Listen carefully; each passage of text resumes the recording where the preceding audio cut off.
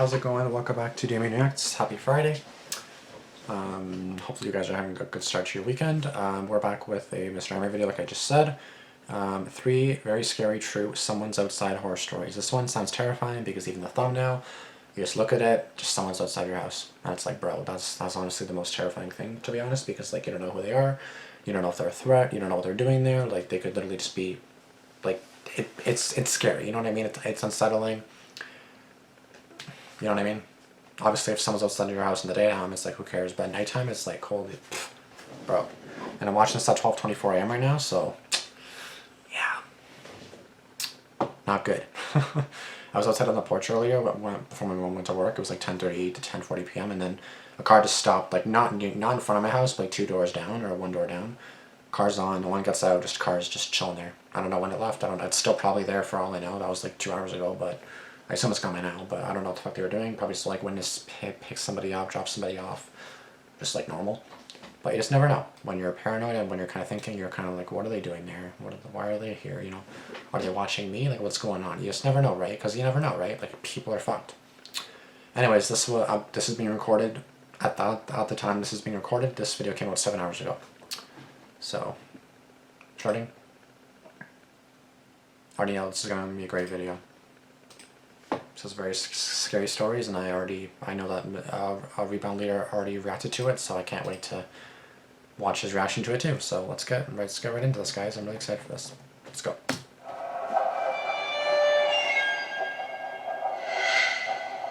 God, that image just fuck. And the music and side effects are perfect. I love it. When I was 12 years old, 12. My mom had just started trusting me enough to leave me Sorry, you're Marty? So I'm assuming you're a guy, okay. home alone. So this had to be when I was 12. We live in a peaceful and ordinarily safe little town. Quiet streets, spacious yards, friendly neighbors, and a charming little village with a bunch of shops and restaurants. Yeah, not anymore. It really is not a place where you need to look over your shoulder at night if you're walking alone or anything like that. It just feels safe, which is part of the reason my parents trusted me home alone at such a young age. I still live with my parents today in the same house. The night in question, it was a weekend. My parents were leaving me home alone for the night. When we were really little, my grandparents would watch my older sister and I, but since my sister wasn't home for whatever reason, and since I was kind of old enough to be left alone at that age, my parents decided to just trust me by myself. My parents had us young, so they've always been a bit more active in the sense that they'd often travel or go out on the weekends with their friends. Okay. They left me some money for pizza for dinner. It was the ideal night for a 12 or 13-year-old. House to myself, video games all night, and pizza for dinner. I used to be obsessed with James Bond video games when I was a kid, so I was playing some game called Nightfire for like my 3rd playthrough on my PS2. After I finished the game again, I decided to order the pizza. There was a pizza place right by our house called Gianni's. It's been closed for years now, but it was one of my family's go-to pizzerias. I ordered a regular pie. At the age of 12, I could easily eat 3 slices by myself. My mom told me to wrap the leftover slices in tinfoil and put them in the fridge. I switched out discs for another video game in the meantime while I waited for the pizza, and when the doorbell finally rang, I hurried downstairs with the $20 bill my parents left me. My mom told me to tip $4. The pizza place was like 3 blocks away, so honestly, it wasn't a bad tip, especially for the time. The delivery driver was some 30-something-year-old looking guy, though he looked a little rough. Like, he had a really long and gross beard. He also wore glasses and was wearing a black trucker's hat. I gave him the 20 and asked for the specific change.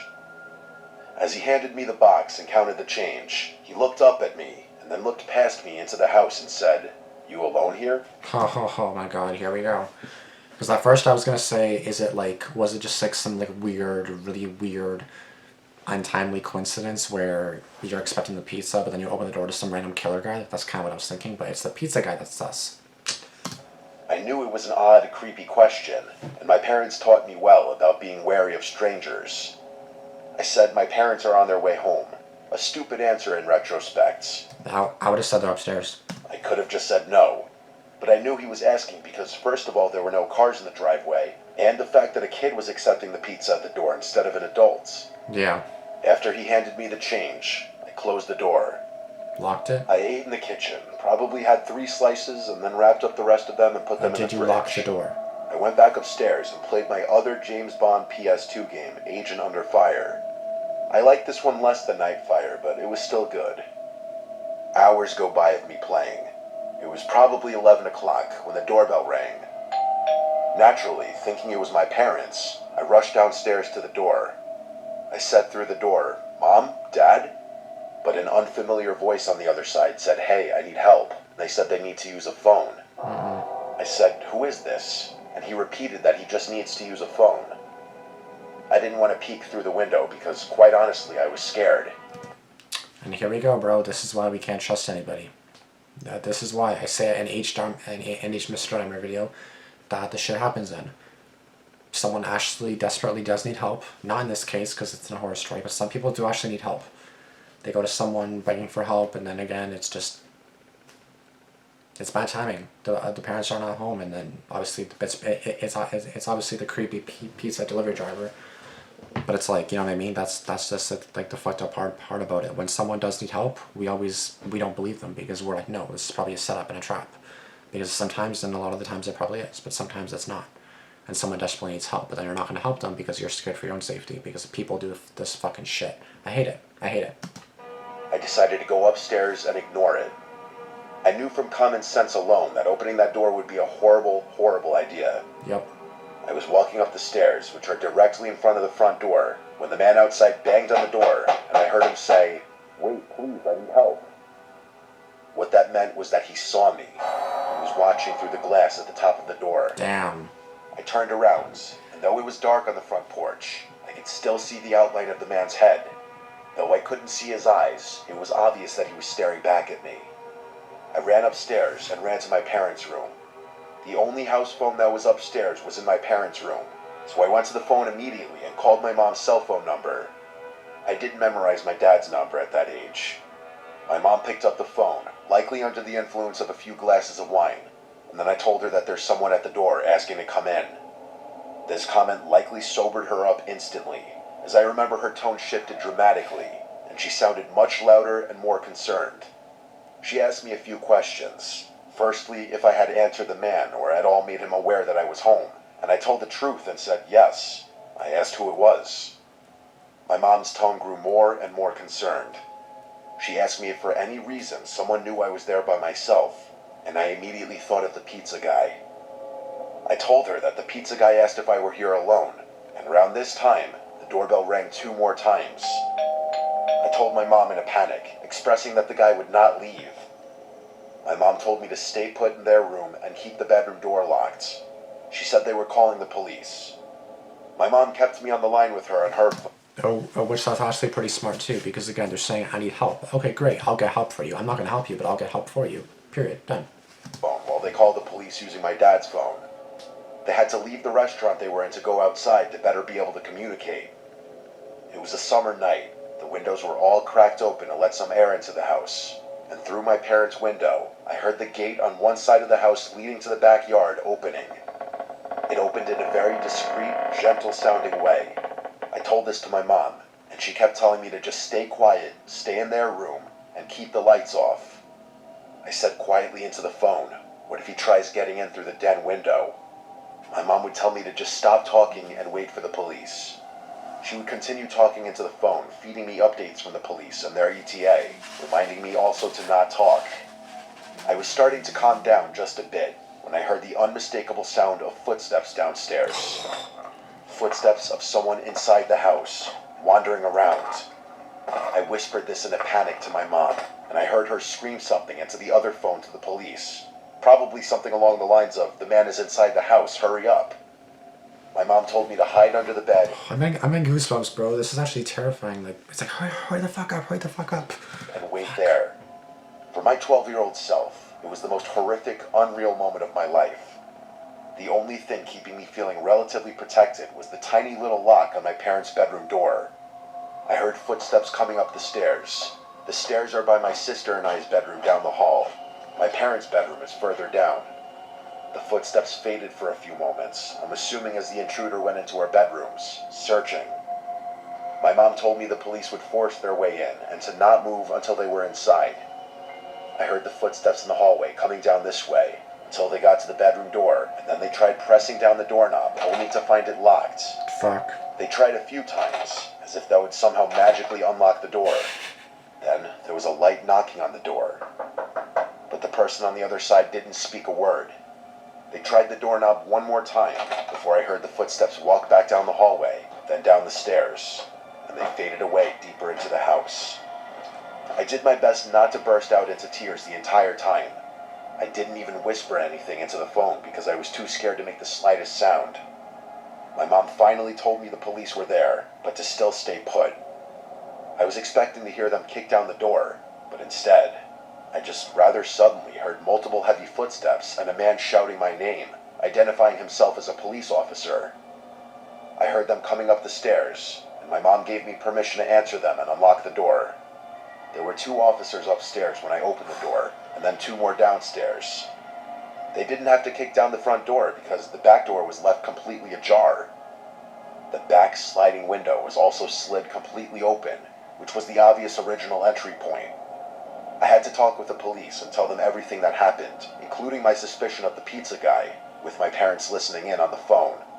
They were en route home, and by the time they got back, there were only 2 police officers still at the house.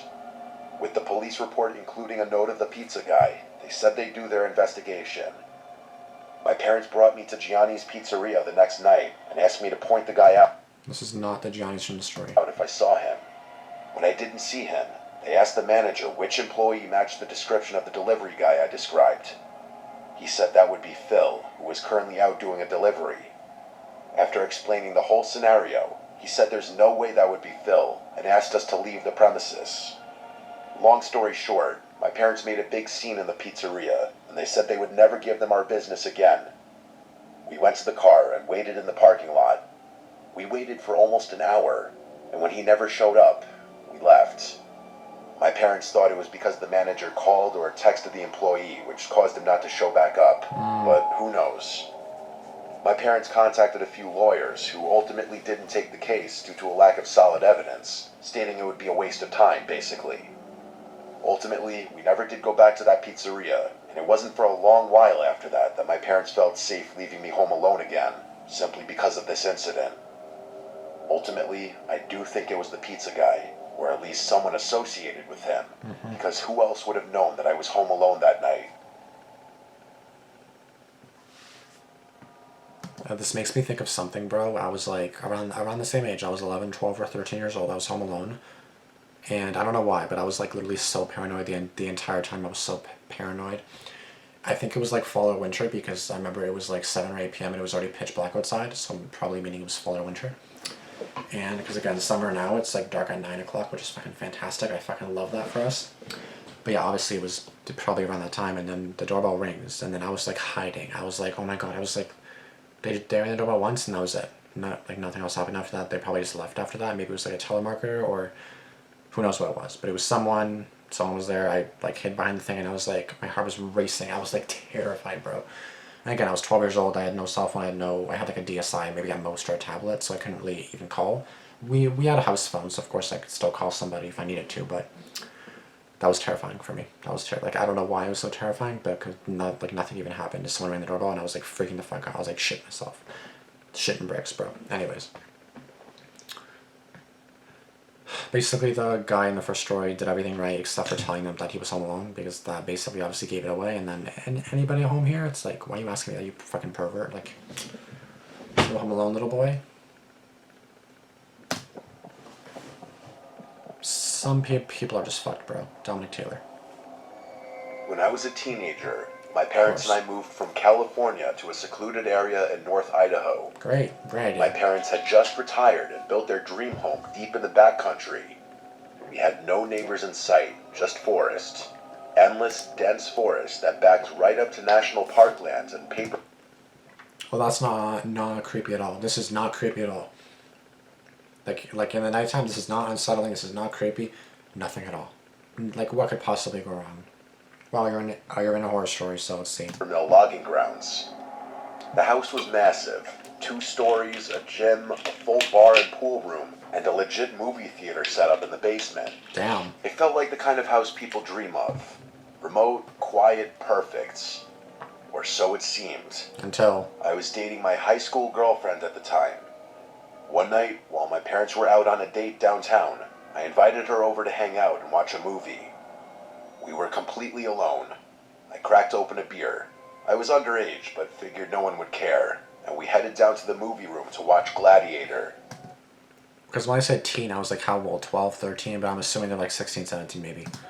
Everything started out normal, but somewhere around the midpoint of the movie, maybe close to midnight, something switched in me. Out of nowhere, I was overwhelmed with this fight-or-flight feeling. It was like my body sensed something my brain couldn't see. My heart was pounding, and I kept glancing at the uncovered windows behind us that looked out into the pitch-black woods. I didn't want to freak out my girlfriend, so I kept it to myself. In fact, things got a little heated between us during the movie. But the whole time, I couldn't shake the feeling that we were being watched. I didn't know from where, but I knew. After the movie ended, I walked her upstairs and out to her car.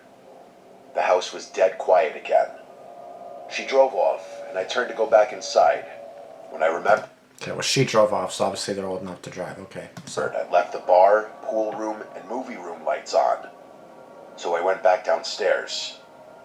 I turned off the lights in the movie room first, then paused. My eyes drifted to the large window that looked into the backyard, and that's when I saw him. Man, he looked... Oh my god, that's crazy. I'm pretty sure he's smiling. I just got goosebumps everywhere. Oh my god. Oh. Fuck, man. homeless. Wild hair, filthy clothes, but what froze me in place was his expression. He had the biggest, creepiest smile I've ever seen, God. with wide, staring eyes that looked my. absolutely deranged.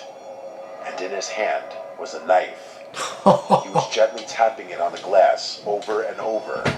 At first, I thought I was hallucinating. I slowly backed away and went to the bar room to shut off the rest of the lights. That room has a sliding glass door that also faces the woods. Better fucking be locked, bro. I flipped the switch and watched in horror as the man calmly walked from the window to the door, still my smiling, God. still staring. At this point, we were less than a foot apart, just the glass between us. Oh my god. He didn't try to get in. He didn't move at all. He just watched me. I went upstairs without a word. Right then, my parents were walking through the door. I told them I think I need to go to the psych ward or something. I swear, I just saw a guy with a knife watching me outside. My mom went pale. My dad's eyes narrowed, and without a word, he went to the gun safe, grabbed his rifle, and stormed out to check the property. Okay, period. I asked my mom what was going on, and she said there have been a few break-ins in the area. A guy wandering through the woods, trying to get into homes. The description you gave matches exactly. The police were called, but they didn't find anything. No signs of entry, no footprints, just cold, black woods. That should have been the end of it, but it wasn't. Oh, fuck. That night, as I tried to sleep, I could hear a light tapping sound beneath me. My bedroom was on the second floor, directly above the movie room. It sounded like metal gently tapping glass. The knife. I tried to convince myself it was nothing. The tapping lasted for hours. This happened night after night for weeks. What? Sometimes it would stop. Sometimes I'd wake up at 3 a.m. and hear it faintly again. I even thought I heard footsteps on the roof one night. I checked the windows, but I never saw anyone. Still, I couldn't shake the feeling that I was being stalked, watched. Then winter came. My parents had to go out of town for a few days, but they were still nervous about what had happened. Before they left, they gave me a shotgun just in case. Damn. We also had a big Rottweiler, sweetest dog you'd ever meet, and totally silent, unless something was really there. One night... So you got some pretty good protection then, bro. If you got a fucking shotgun and a dog, I'm assuming Rottweilers, they sound, that dog just sounds like it's like crazy if you fuck with it. So I think you're safe. I'd hope. While I was home alone, I heard slow, crunching footsteps in the snow outside, heavy and deliberate. The dog stood up, ears perked, and began growling low and deep at the front door. Yeah, the dog's ready. Then barking, ferocious, loud, and non-stop. He only ever did that when he saw something real. I stayed silent. I didn't want whoever was out there to know I was home. I didn't move. Then came the knock. Slow, hollow, and taunting. I didn't answer. I slept with the shotgun next to me that night. Door locked, blinds drawn, dog at my feet.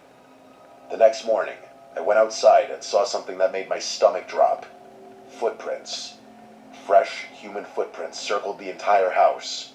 They stopped at every single window, like someone was trying to look in, searching for me. I followed the prints around the property, and they eventually led into the forest. I followed them maybe half a mile before they started to zigzag, veer off, loop back, like whoever made them was trying to throw me off their trail. I turned back. Something told me it was a bad idea to keep going. That night, the tapping came back. Louder this time. I knew it was him. Bro, I'd be fucking pissed. It's like, can you fuck off? Like, what are you doing? Like, I'm trying to fucking sleep. Can you buzz the fuck off, bro? I unlocked my door, grabbed my shotgun, and stepped onto the second-story deck. Please. I flipped on the fog lights that illuminated the backyard. There he was. Same man, same smile, and same dead eyes. He was holding the knife again, staring directly at me like he could see through me. I raised the shotgun and shouted, "If you don't leave, I'll put one right through you." Oh boy, yes, bro, please. He didn't move or flinch, just stared, unblinking, grinning.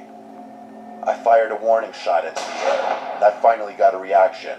Yep. He staggered a bit, then slowly backed into the woods, still Yeah, bitch, fuck off. facing me. That's when I decided to unleash the dog. Oh. I sprinted downstairs, threw open the sliding door, and let him loose. He bolted into the forest like a black missile, Yep. barking and snarling. Damn, bro. I've never seen him that aggressive. He had a shock collar, so he couldn't go far, but I like to think he chased that guy off for good, because after that night, I never saw him again. That's good, bro. But why are people so fucking creepy? Like, coming back every single... Like, you're just taunting at this point. Like, bro. Like, that would actually piss me the fuck off. Like, I'd be so angry. Like, it's like, you're terrified at the same time. But it's like, bro, can you, like, buzz the fuck off? Like, what are you doing? Like, can you not do that? Like, bro, what are you doing? Like... It's 12:45 right now. I hate watching stories at nighttime because I always get fucking terrified. Oh, someone messaged me.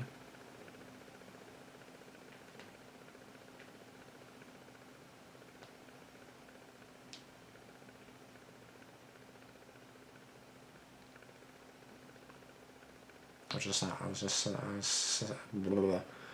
sending a Snapchat back to somebody because I haven't heard from them in a few hours there, so.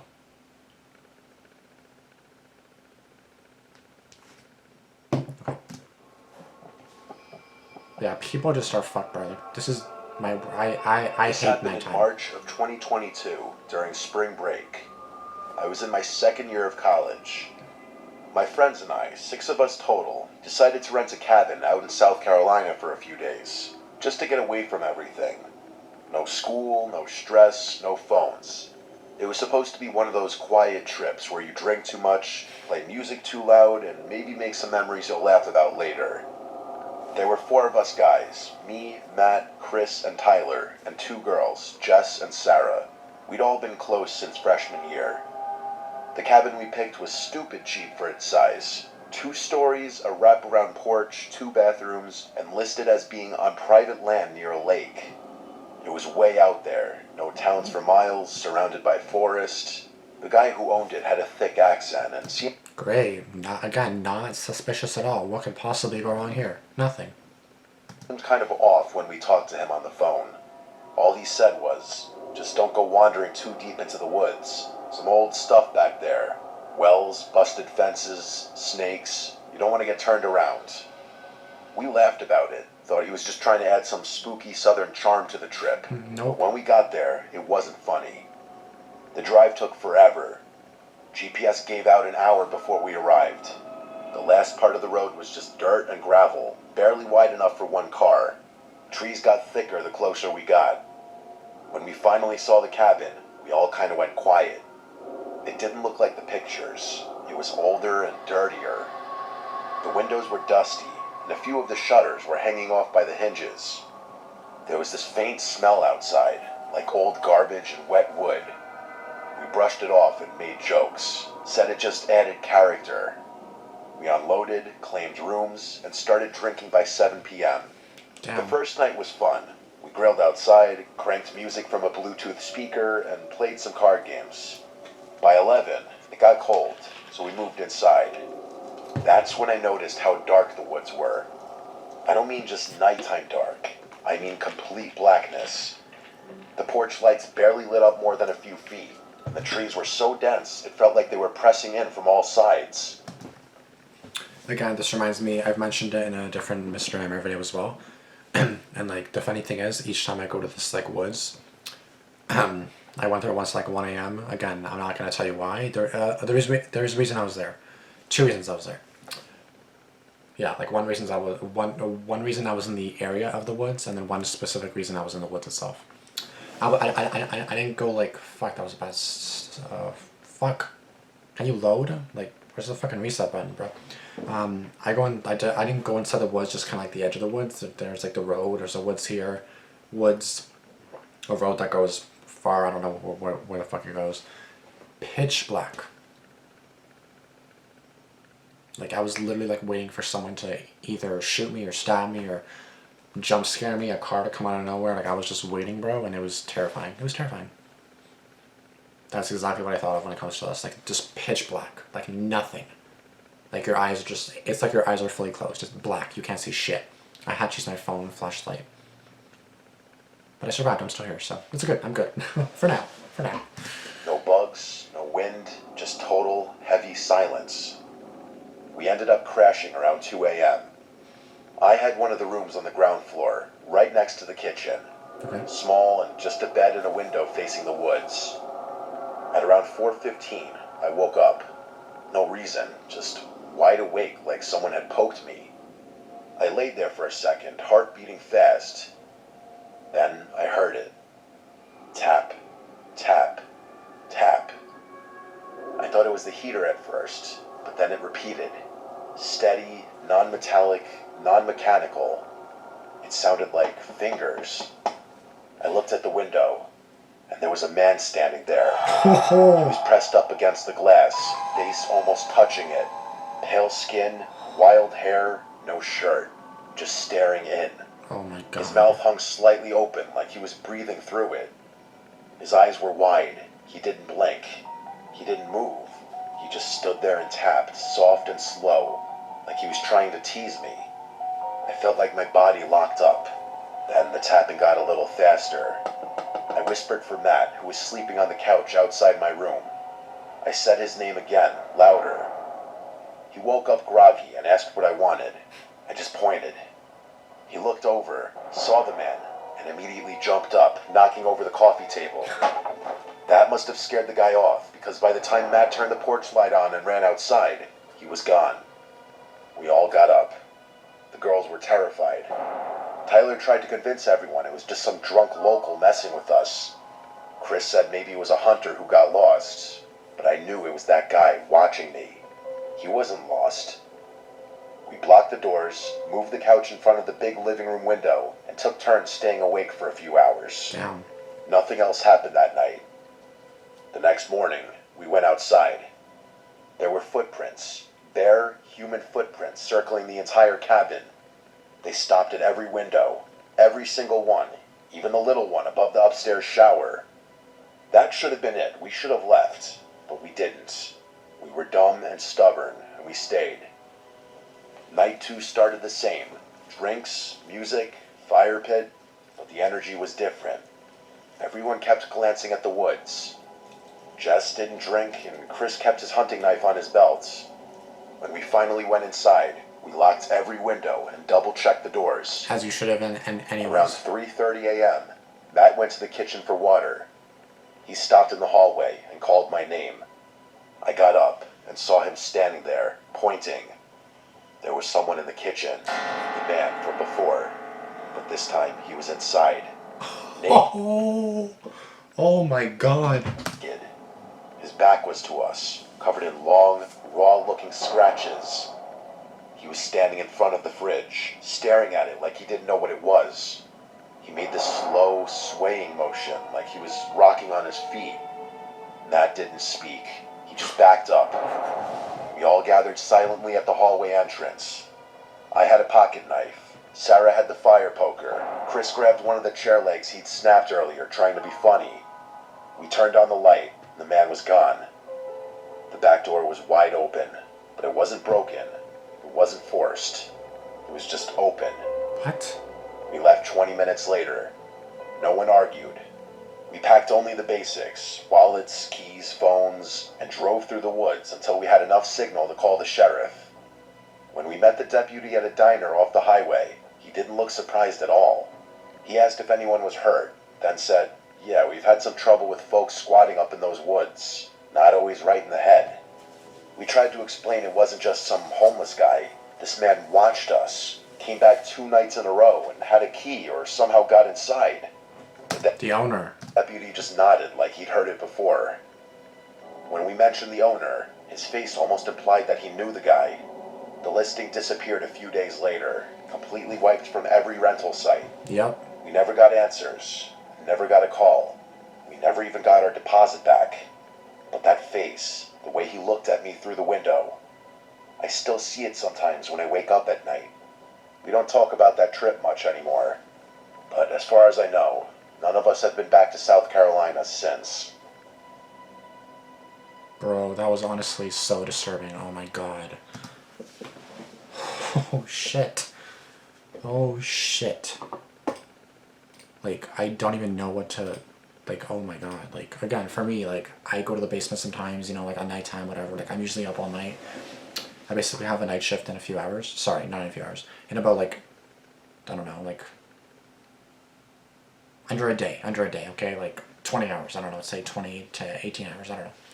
And I'm just kind of like, yeah, you know, I stay awake the night before just to make sure that I can kind of, like, transform into the night shift just so I'm used to it, you know? Because I do days and nights, as you guys are fully aware of. Hence why sometimes my videos are scheduled. They usually are scheduled because I can't upload because I'm either sleeping, I'm at work, I'm off. I'm just doing God knows what, right? So you guys know I'm all over the place with that. That's why my uploads are sporadic. Not sporadic, like I try to film every day. Try to, you know, get them scheduled. But I film at random times. As you guys can see, 12:55 a.m. But this is being released 12 p.m. noon on a Friday. You know what I mean? So it's like, that's what I mean.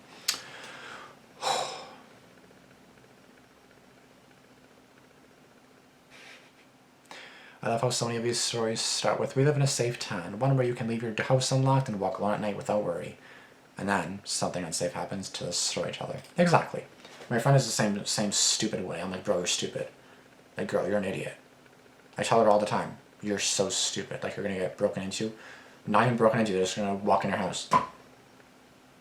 Lock your fucking doors. I don't give a fuck if you're safe. Safe. Bro, what is safe anymore? I'm not safe. No one's safe. Girl, don't even. The way parents in Idaho story jumped in action was admirable. Thank goodness they took him seriously. Exactly. The kid was so smart too. Exactly. That's good too. Thunderstorm, favorite food, blanket. Mr. Aaron posted, "It's a perfect night."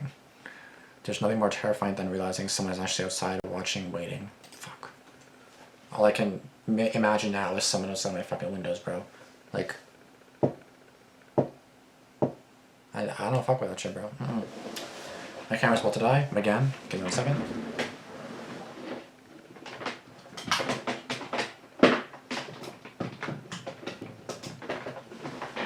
I would have let it go, but there was like 1 minute left of storage, and I was like, I'm not gonna make it for that, so. The first story had me on edge from start to finish, absolutely chilling. The way it builds slowly from a peaceful, relatable setting to a horrifying encounter was masterfully done. Every detail from the ear behavior of the pizza guy to the gut-wrenching moment the footsteps crept up the stairs had my heart pounding. You capture the fear of being young and alone so vividly. I felt like I was hiding in that bedroom too. It's a terrifying reminder that danger can come in the most unexpected ways. This is one of the most gripping and well-told true horror stories I've read.